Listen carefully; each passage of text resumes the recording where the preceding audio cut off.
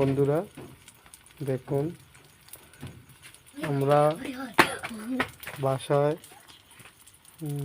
স্বাভাবিকভাবে খাওয়ার জন্য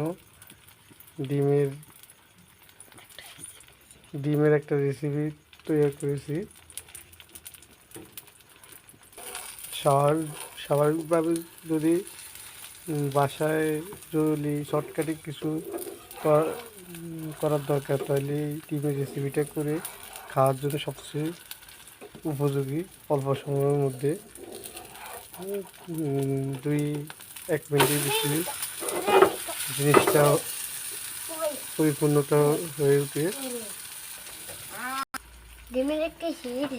প্রথম পিঠ থেকে এখন উল্টানো হয়েছে, এখন দ্বিতীয় পিঠে এরকম সুন্দরভাবে।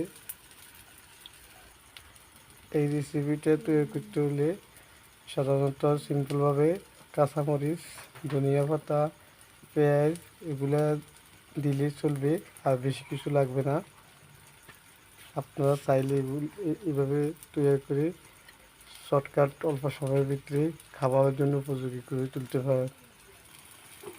এখানে মাত্র দুইটা ডিমের মাধ্যমে এতটুকু হয়েছে। যে কেউ বিশ্বাস হবে না যে এখানে 2টা ডিম, কিন্তু আসলে বাস্তব এখানে 2টা ডিমে অনেক পরিপূর্ণতা দেখা যায়। মানে যে কেউ দেখলে মনে হবে যে 3-4টা ডিম এখানে না, এখানে শুধুমাত্র 2টা ডিম। এই 2টা ডিম দিয়ে এতটুকু হয়েছে। এখন আপনারা দেখতেছেন 4টা ভাগে ভাগ করা হয়েছে। এখন চাইলে 4 জন মানুষ খাওয়ার জন্য উপযোগী।